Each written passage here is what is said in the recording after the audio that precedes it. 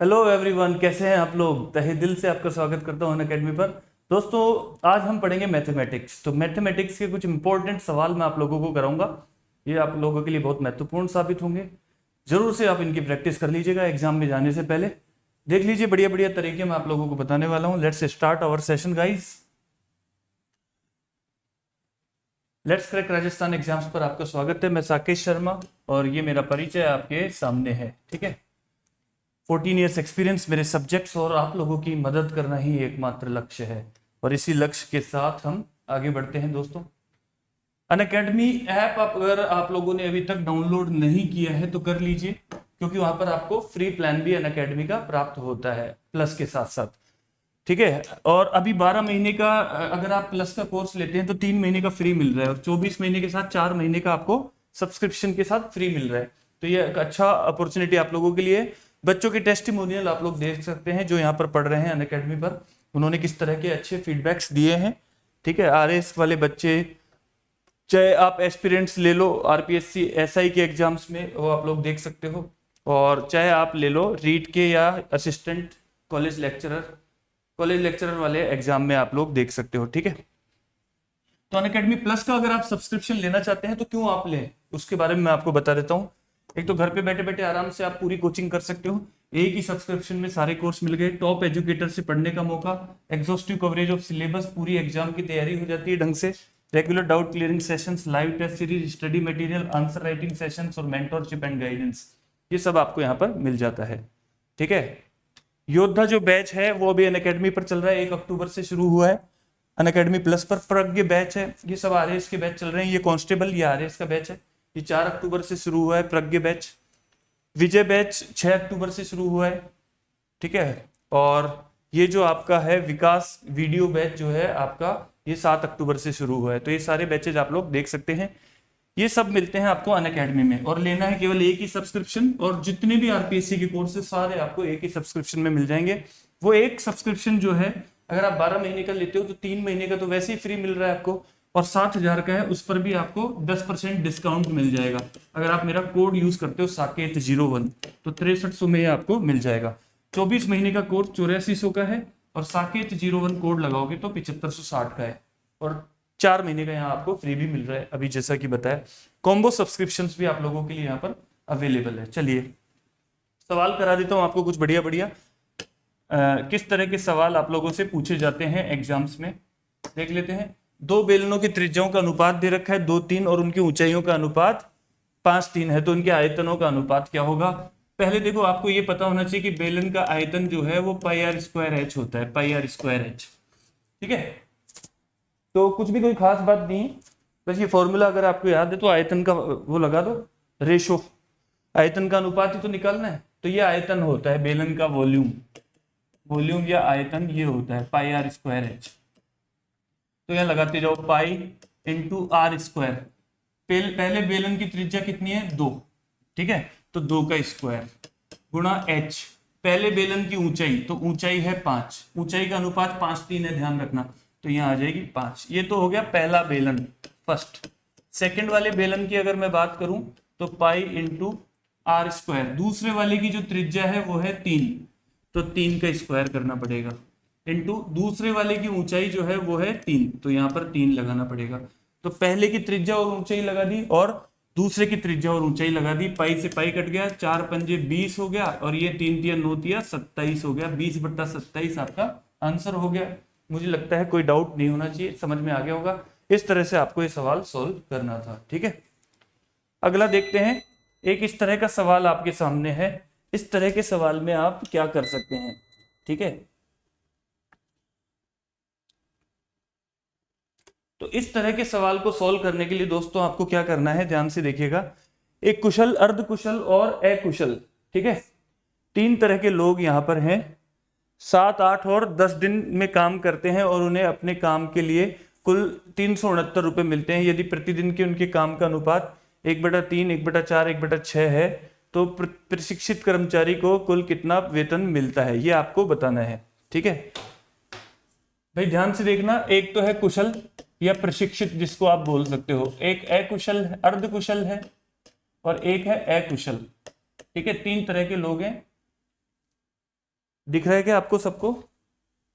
क्या ये आपको दिखाई दे रहा है? मैं वापस से लिख देता हूं। एक तो है कुशल, एक अर्ध कुशल और एक अकुशल। अकुशल, ये 3 तरह के लोग हैं, ठीक है। और 7, 8, 10 दिन काम करते हैं, काम के लिए 369 रुपए मिलते हैं। और यदि प्रतिदिन के उनके अनुपात जो है, काम का अनुपात इतना है, उनके काम का अनुपात प्रतिदिन का ये है, उनके काम का जो अनुपात है प्रतिदिन वो ये है, ठीक है। एक एक आदमी का अनुपात दे रखा है, कुशल, अर्धकुशल और जो अकुशल है, उन तीनों के काम का अनुपात दे रखा है। तो प्रशिक्षित कर्मचारी को कुल कितना वेतन मिलेगा ये बताना है आपको। तो देखो, तो एक एक का अनुपात जो है, एक कुशल, एक अर्धकुशल और एक अकुशल का जो अनुपात है वो है 1/3, 1/4, 1/6। ऐसा अनुपात जब भी आ जाए हमेशा ध्यान रखना, पहले आप एलसीएम लेके पूरा अनुपात बनाओगे यहाँ पर। तो नीचे वाली संख्याओं का एलसीएम ले लिया करो। 6, 4, 3 का एलसीएम आएगा 12 और 12 से गुणा कर दो, एलसीएम लेके गुणा कर दो, बस अपने आप अनुपात बनकर आ जाएगा। 3 चौके 12, 4 तिया 12 और 6 दूनी 12। तो इसका मतलब 4, 3, 2 का अनुपात आ रहा है। एक एक कुशल, अर्धकुशल और अकुशल का अगर हम काम का अनुपात देखें तो ये अनुपात आ रहा है एक्चुअल में 4, 3, 2। तो जो अनुपात आ रहा है उसी अनुपात में पैसा बटेगा इनका, ठीक है, क्योंकि ये इनकी क्षमता आ रही है, इतना इतना काम कर सकते हैं। तो जो ज्यादा क्षमता वाला होगा उसको ज्यादा पैसा मिल जाएगा, कम वाला होगा कम मिल जाएगा। लेकिन यहां पर कुशल जो है वो 7 दिन काम कर रहा है, 1 दिन नहीं कर रहा। 1 दिन का इसको रुपया मिल रहा है 4 रुपया, तो 7 दिन का कितना मिलेगा? जो कुशल कार्य करता है उसको 7 दिन का कितना मिलेगा? 7 चौके 28। और अर्ध कुशल वाला 8 दिन काम कर रहा है, 8 दिन का कितना मिलेगा? 8 तिया 24। और अकुशल जो है वो 10 दिन काम कर रहा है, तो 10 दिन का कितना मिलेगा? 10 दूनी 20। तो इनमें जो पैसा डिवाइड होगा एक्चुअल में वो इस रेशो में डिवाइड होगा। यहां से अगर हम इसको काट लें तो 4 से 7 बार, 4 से 6 बार और 4 से 5 बार, 7, 6, 5 के अनुपात में ये कैंसिल हो जाएगा। इस अनुपात में इनको जो है इनका पैसा डिवाइड किया जाएगा। और पैसा टोटल कितना है दोस्तों? 369 रुपया दे रखा है क्वेश्चन के अंदर, 369 रुपया। तो उसमें से जो प्रशिक्षित कर्मचारी है, प्रशिक्षित मतलब कुशल वाला जो है, उसको कितना मिलेगा? तो 7 बटा इनका टोटल कर लो, 7 और 6 13 और 5 18, 7/18 गुणा 369, क्योंकि टोटल कितना डिवाइड हो रहा है? 369 डिवाइड हो रहा है। 9 दूनी 18, 9 चौके 36, तो ये आ गया 7 चौके 28, 287/2 या 143.5 रुपया। इसका मतलब एक कुशल जो है उसको कितना मिलेगा? 143.5 रुपया मिलेगा। इस तरह का क्वेश्चन आ रहा है, इसमें हर बार पूछा जाता है रेशो के ऊपर, तो ये आप लोग ध्यान रखना, इस तरह से आपको डिवाइड कर देना है 143.5 रुपया। ठीक है, बात समझ में आ गई सबको? अगला देख लो, ये सवाल होते हैं एलिगेशन लगाने के। इस तरह के सवाल जब भी आते हैं दोस्तों, मिलाने वाले, पानी दूध मिलाना या मिश्रण के मिलाने वाले, इनको हमेशा आपको एलिगेशन लगा के कर देना है।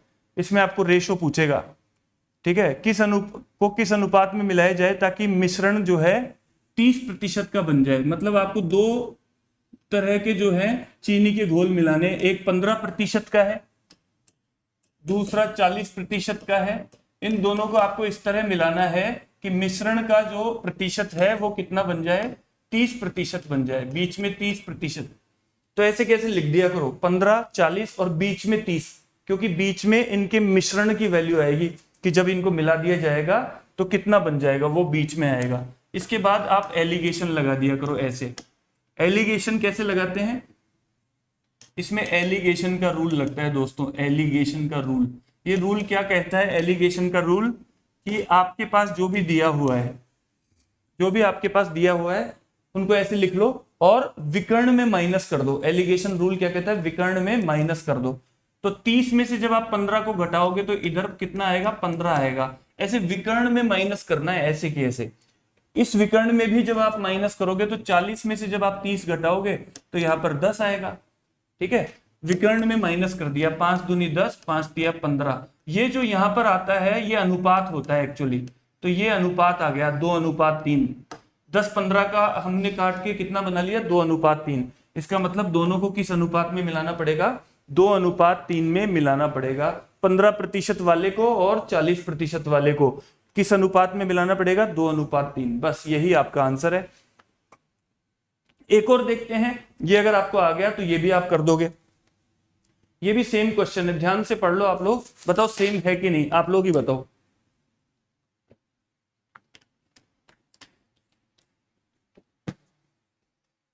अगर आप ध्यान से देखोगे तो ये सेम ही है। दूध और पानी का अनुपात एक बर्तन में 3:2 का है, दूसरे बर्तन में 7:3 का है, दोनों को मिला दिया, ठीक है, ताकि दूध और पानी का अनुपात जो है कितना बन गया? 2:1 बन गया, ठीक है। तो यहां पर हमको अनुपात बताना है, वो अनुपात ज्ञात करो जिसमें पहले और दूसरे को मिलाया जाए। ये क्वेश्चन पूछा है यहां पर। क्या क्वेश्चन पूछा है? कि पहले और दूसरे को मिलाने वाले अनुपात को ज्ञात करो, कि किस अनुपात में पहले और दूसरे को मिलाएं ताकि फाइनली मिश्रण का जो अनुपात है वो 2:1 बन जाए। तो देखो पिछले सवाल में तो सीधा सीधा दिया था 15, 40, 30, हमने लगा के एलिगेशन लगा के आंसर निकाल दिया। यहां पे भी हम एलिगेशन ही लगाएंगे, लेकिन यहां पर सीधी सीधी वैल्यू देने की बजाय रेशो में दिया है। तो रेशो में कैसे लगाना है, ध्यान से देखना, बड़े ध्यान से देखना। पहला अनुपात है 3:2, इसको मिलाना है आपको किसके साथ? 7:3 के साथ, ताकि मिश्रण में 2:1 का अनुपात बन जाए। मिश्रण में कितना अनुपात बनना चाहिए? 2:1 का अनुपात बनना चाहिए। तो यहां पे कैसे एलिगेशन रूल लगाते हैं, ठीक है। तो उसके लिए आपको क्या करना है दोस्तों, कि आप, ये मिल्क है, ये वाटर है, दिख रहा है कि नहीं? ये मिल्क है, ये वाटर है, ये पहला मिल्क दूसरा वाटर, पहला मिल्क दूसरा वाटर, पहला मिल्क दूसरा वाटर। मिल्क और वाटर का ही तो रेशो ही है। तो आप या तो मिल्क मिल्क मिल्क ले लो, या वाटर वाटर वाटर ले लो, दोनों से आंसर आता है, ठीक है। तो मैं यहां मिल्क मिल्क मिल्क ले रहा हूं, पहला पहला। यहां पर मिल्क की मात्रा कितनी है? 3/5, क्योंकि टोटल कितना है? 5 है। 5 में से 3 भाग कौन है? मिल्क है। तो मिल्क का जो भाग हो गया, रेशो फ्रैक्शन हो गया, वो 3/5 हो गया। ऐसे ही यहां पर मिल्क कितना हो गया? 7/10, क्योंकि टोटल यहां पर 10 हो रहा है और उसमें मिल्क है 7, और यहां पर मिल्क हो रहा है 2/3। इस तरह से आपको यहां पर इसको लिख लेना है। बात समझ में आई? अब यहां पर लगा दो इसमें एलिगेशन। अब एलिगेशन लगा दो, जो पिछले क्वेश्चन में लगाया था, आपका आंसर निकलकर यहां पर भी आ जाएगा।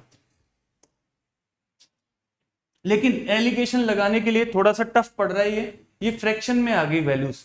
तो फ्रैक्शन में आ गई तो हम क्या करें कि इस फ्रैक्शन को हटा के हम डायरेक्ट कर सकें। तो देखो अब यहां पर मैं तरीका बता रहा हूं।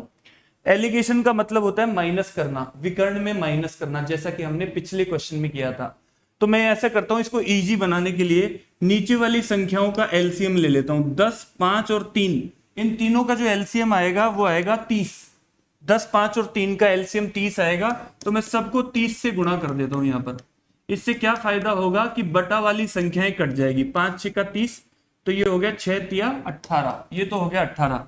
10 तिया 30, ये हो गया 7 तिया 21, और ये हो गया 3 दही का 30, 10 दूनी 20। बस अब सॉल्व कर लो, अब इजीली सॉल्व हो जाएगा। तो फ्रैक्शन को हमने इजी तरीके में बदल दिया। तो 20 में से 18 गया तो इधर 2 आ जाएगा, और 21 में से 20 गया तो इधर 1 आ जाएगा। आंसर हो गया 1:2। इसका मतलब इनको किस अनुपात में मिलाना पड़ेगा? 1:2 में मिलाना पड़ेगा। बात समझ में आ रही है? यह आपका तरीका हो गया बी ऑप्शन। लो भैया एक और प्रैक्टिस कर लो ऐसे ही सवाल की, ताकि आपको अच्छे से समझ में आ जाए। और प्रैक्टिस करवा देता हूं। एक गिलास में दूध पानी 3:5 के अनुपात में है तथा अन्य गिलास में 6:1 के अनुपात में है। दोनों को किस अनुपात में मिलाएं ताकि मिश्रण में 1:1 बन जाए? वही तरीका है दोस्तों, ठीक है। 3:5, 6:1 और 1:1। अब मैं डायरेक्ट लिख रहा हूं। मैं यहां से सबसे पहला पहला लूंगा। पहला मिल्क, मिल्क कितना है? 3/8 ले रहा हूं यहां से। और यहां पर मिल्क कितना है? 6, तो टोटल 7 है, तो मिल्क हो गया 6/7। और यहां पर है 1, तो 1/2। अब यहां पर आप किसका गुणा करोगे? 8, 7 और 2, इनका जो एलसीएम आता है वो कितना आता है? 8 7 56। 56 का एलसीएम आ रहा है इनका। 56 एलसीएम आ रहा है नीचे वाली संख्याओं का। 56 से गुणा कर दोगे, 8 से 7 बार कट गया, 7 तिया 21 आ गया। और यहाँ पर 56 का गुणा करोगे, 7 8 56, 8 6 48 आ गया। यहाँ पर 56 का गुणा करोगे तो 28 आ गया, ये आ गया, ठीक है। अब माइनस कर दो, 28 में से 21 गया तो 7, और 48 में से 28 गया तो 20, ठीक है। तो आपका जो आंसर यहाँ पर आ गया वो आ गया 20:7। इस अनुपात में मिलाना पड़ेगा, नीचे हमेशा अनुपात आ जाएगा आपका निकल कर। एलिगेशन मेथड आपको ऐसे सवालों में लगाना है दोस्तों, अगर कोई आता है तो, कि भाई दो चीजें हैं, एक में ये है दूसरे में ये है, दोनों को किस अनुपात में मिलाएं ताकि मिश्रण में ये बन जाए। ऐसे सवाल जब भी आए तो आप एलिगेशन से तुरंत कर देना उनको। अगला ये सवाल है आपके सामने, ये एक और बढ़िया सवाल है, ध्यान से देखना। एक हीरे का मूल्य उसके भार के वर्ग का अनुक्रमानुपाती है। भार के वर्ग का अनुक्रमानुपाती है मतलब समानुपाती है। एक व्यक्ति से गलती से ये हीरा 3-5-7 के अनुपात में टूट गया और इस वजह से उसे 42,600 रुपए की हानि हो गई। हीरे का वास्तविक मूल्य रुपए में कितना है? ठीक है, हीरे का वास्तविक मूल्य रुपए में कितना है ये आपको बताना है। अब ध्यान से देखना दोस्तों, हीरे का जो भार है, मूल्य जो है वो भार के वर्ग के समानुपाती है, अनुक्रमानुपाती है। इसका मतलब ये हुआ कि जब भी आपको मूल्य निकालना होगा, दिख रहा है ना सबको, मूल्य निकालना होगा तो भार का वर्ग करना पड़ेगा। भार का वर्ग करना पड़ेगा, जो वेट है उसका स्क्वायर करना पड़ेगा। साफ साफ बोला है, मूल्य जो वैल्यू है वो वेट के स्क्वायर के प्रोपोर्शनल है। समानुपाती का ये चिन्ह होता है, प्रोपोर्शनल है, ये बोला है। अब एक व्यक्ति ने गलती से 3 भागों में तोड़ दिया है हीरा जो था इसको 3 भागों में तोड़ दिया, 3, 5 और 7। ये क्या है? इसके भार हैं। ये 3 भाग हैं, ये इनके भार दिए हुए हैं, इतने इतने ग्राम में या इतने इतने जो भी इनकी यूनिट है, ग्राम या केजी, जो भी कुछ भी दिया हुआ है, तो इनका भार जो है 3, 5, 7 में टूट गया। ठीक है, बात समझ में? तो इस अनुपात में ये तीनों हीरे टूट गए। तो हीरे अगर तीनों इस अनुपात में टूट गए, भार ये है, तो आप लोग मुझे ये बताओ कि अगर ये इनका भार है तो इनका मूल्य कितना कितना होगा। तो हमको ये पता है कि मूल्य जो है वो भार के वर्ग के समानुपाती है। तो इनका मूल्य तीसरे टुकड़े का तो आएगा 49 रुपए, 7 का स्क्वायर 49, दूसरे का आएगा 25, 5 का स्क्वायर, और पहले का आएगा 9, 3 का स्क्वायर।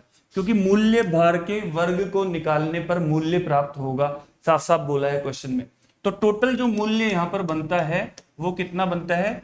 49 + 25 74 और 9 83, 83 यूनिट का मूल्य बनता है। मूल्य कितना बनता है? 83 यूनिट, 83 यूनिट्स।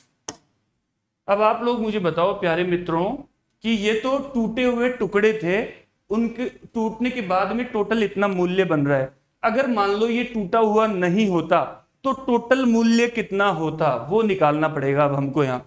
अगर ये टूटा हुआ नहीं होता तो इसका जो भार होता, इसका भार, साबुत भार जो होता, साबुत टुकड़े का भार जो होता वो 3 + 5 + 7 कितना होता? 3 + 5 + 7 15 यूनिट के बराबर होता, 15 यूनिट के बराबर होता। Is it clear? 15 यूनिट होता भार, क्योंकि हमने क्या किया? 3 + 5 + 7 कर दिया, 3 + 5 + 7। अगर ये टूटा हुआ नहीं होता तो इन तीनों का टोटल भार जो है, टोटल वेट ही तो टोटल साबुत टुकड़े के बराबर होता।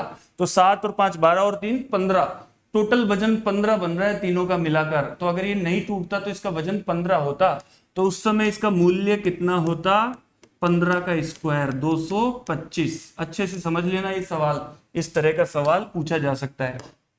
तो इसका मूल्य इतना होता, और अभी जो मूल्य है वो बन रहा है आपका कितना? वो आपका बन रहा है 83 यूनिट, और वैसे होता 225 यूनिट। साबुत का 225 होता, अभी बन रहा है 83। इसका मतलब लॉस कितना हो गया? हानि कितनी हो गई? आप लोग ही बताओगे हानि कितनी हो गई? 225 - 83 कर देंगे तो हानि जो हो गई वो हो गई 142 की हानि हो गई। ठीक है, 142 की हानि हो गई। और यहां पर क्वेश्चन में जो हानि दे रखी है, टोटल जो हानि दे रखी है वो 42,600 की हुई है। इसका मतलब 142 की कीमत, 142 की वैल्यू जो है वो है 42,600 रुपए के बराबर। ये हानि जो हुई है ये तो रेशो के हिसाब से निकाली हमने यूनिट्स में, एक्चुअल में तो 42,600 की हुई है। तो 142 बराबर इसकी वैल्यू है 42,600। तो जब आप इसको काटेंगे तो एक यूनिट की वैल्यू, ये कट रहा है इससे 300 बार, 142 × 3 करोगे तो 426 आ जाएगा, 3 बार कट जाएगा ये। ठीक है, तो 300 आ रहा है, 1 यूनिट बराबर 300। तो अब आपका निकालना क्या है, वास्तविक मूल्य कितना है। तो वास्तविक मूल्य कितना है ये निकालना है। वास्तविक मूल्य कितना है, 225 रुपए है। तो अगर 1 यूनिट की वैल्यू 300 है तो 225 यूनिट की वैल्यू क्या होगी, 225 गुणा 300, तो ये हो जाएगा 675 इसका मतलब आंसर आ जाएगा 67,500। सी ऑप्शन आपका यहाँ पर आंसर हो जाएगा, सी ऑप्शन। बात समझ में आई, इसको वापस करके देख लेना, 1-2 बार समझ में आ जाएगा। इस तरह से आपको ये सवाल करने होते हैं। और आरएस में सवाल जो है इजी नहीं आएगा दोस्तों। पुराने पेपर आप लोग देख सकते हो, 2013 से अभी तक मैथ्स के सवाल बढ़िया ही पूछे गए हैं, मैथ्स रीजनिंग के। ठीक है, अब यहाँ पर पूछा है एबीसी मिलकर व्यापार आरंभ करते हैं तथा अपनी पूंजियों के अनुपात में लगाते हैं। 2 माह बाद ए अपनी आधी पूंजी वापस ले लेता है। यदि 1 वर्ष बाद 3780 रुपए का लाभ हो तो इसमें बी का लाभ कितना होगा। इस तरह के सवाल को कैसे करेंगे, इन्होंने अपना व्यापार प्रारंभ किया, ए बी सी ने इस रेशो में पैसा लगाया 1/2, 1/3, 1/4। तो पहले तो इनका एलसीएम ले लो। एलसीएम कितना आएगा, 12। 12 का गुणा कर दो, जो कि अभी बताया था आपको पहले भी। 12 से गुणा करोगे तो ये आएगा 6, 4, 3। ये इनका अनुपात है। इस अनुपात में इन्होंने पैसा लगाया। 2 माह बाद ए अपनी आधी पूंजी निकाल लेता है। यदि 1 वर्ष बाद 3780 का लाभ हुआ तो बी का लाभ क्या है। तो इसका मतलब 2 माह बाद ए ने आधी पूंजी निकाल ली, तो ए के 6 रुपए रहे 2 महीने के लिए। ये 6 रुपए मान लो, 6 रुपए 2 महीने के लिए रहे। फिर आधी निकाल ली तो बचे 3 रुपए, आधी पूंजी निकाल ली तो बचे 3 रुपए। वो रहेंगे आगे अगले 10 महीने के लिए, क्योंकि टोटल 12 महीने होते हैं एक साल में। तो 2 महीने और 10 महीने, इतना तो बनेगा ए का लाभ में हिस्सा, जो बनेगा ए का वो इतना बनेगा 42 यूनिट का हो गया। जबकि बी की जो कीमत है वो पूरे 12 महीने तक रही है, क्योंकि बी के लिए कुछ नहीं बोला है, पूरे 1 वर्ष तक रहा है बी। तो 12 चौके 48, बी की वैल्यू 48 रहेगी। और सी की अगर मैं बात करूं, सी भी 3 यूनिट जो है वो भी 12 महीने रही है, 12 तिया 36। ये इनका अनुपात बनेगा। इस अनुपात में इनका पैसा डिवाइड होगा। 6 सत्ते 42, 6 8 48, 6 6 36, 7 8 6 के अनुपात में डिवाइड होगा। इसमें से बी का भाग कितना होगा। ठीक है, लाभ कितना है टोटल, 3780 रुपए का। ठीक है, तो बी का भाग कौन सा है यहाँ पर, 8। तो बी का जो भाग होगा वो होगा 8 बटा अनुपाती योग, 8 और 7 15 और 6 21, 8 बटा 21 गुणा 3780 रुपए। टोटल लाभ है 3780। इतने में से बी को इतना मिलेगा, 21 एकम 21, 21 अट्ठे 168, 1440 रुपया आपका यहाँ पर आंसर आ जाता है, बी ऑप्शन। ये आपका पार्टनरशिप का सवाल था। ठीक है, एबीसी ने मिलकर एक व्यापार साझे में आरंभ किया। इसमें ए ने रुपए 6500 6 माह के लिए लगाए, बी ने 8400 रुपए लगाए 5 माह के लिए, और सी ने 10,000 रुपए 3 महीने के लिए निवेश किए। ए को काम करने हेतु लाभ का 5% मिला। तो कुल लाभ 7400 रुपए के लाभ में से सी का भाग कितना होगा, ये आपको बताना है, सी का भाग कितना होगा। तो ध्यान से देखना, इस तरह के सवाल को आप लोग कैसे बनाएंगे। 6500 रुपए टोटल है। ठीक है, ए ने लगाए 6500 रुपए 6 महीने के लिए, बी ने लगाए 8400 रुपए 5 महीने के लिए, और सी ने लगाए 10,000 रुपए 3 महीने के लिए। इस तरह से लगाए। तो पहले तो आप इनका रेशो ले लोगे। तो रेशो जब आप इनका लोगे, ठीक है, तो ये कट गया, ये कट गया, ये कट गया, 2 0 यहां भी कट गई। ठीक है, तो इनके लाभ किस अनुपात में बटेगा वो निकाल लेंगे हम यहां से। अब यहां से आपको देखना है कि कट किससे रहा है ये आगे। तो आगे अगर आप यहां देखते हो तो ये जो है कट सकते हैं, 5 से काट लेता हूं। 5 से ये कट गया 20 बार। ठीक है, और 5 से ये कट गया 13 बार, और यहाँ पे 5 कट ही गया। ठीक है, ये इस तरह से ये सारे कट कर आ गए।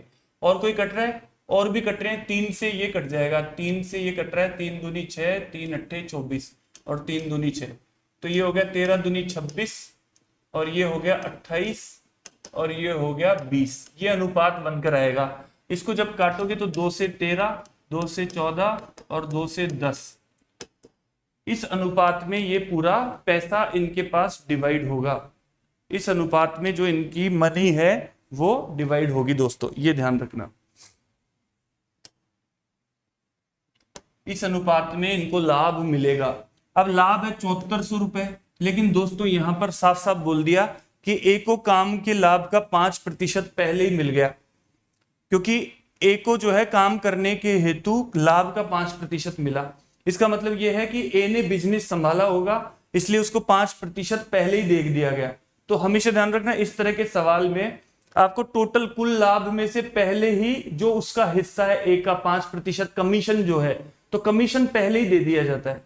उसके बाद जो लाभ बचता है उसको इस अनुपात में डिवाइड किया जाता है, पूरे लाभ को नहीं किया जाता है।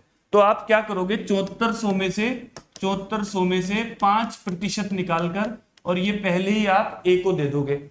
तो ए का लाभ कितना, पहले ही 5% दिया तो कितना आया, 370 रुपया। ठीक है, 370 रुपए ए को पहले दे दोगे। 7400 में से 370 गया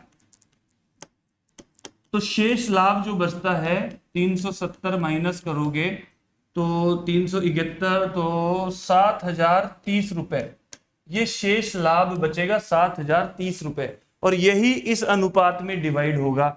तो इसमें से ये पूछा है सी का भाग कितना होगा, तो सी का भाग है 10, तो 10/14 और 13 27 और 10 37, 10/37 गुणा 7030 जो भी बचा हुआ लाभ है वो डिवाइड होगा। तो उसमें सी का हिस्सा कितना आएगा ये आपको बताना है।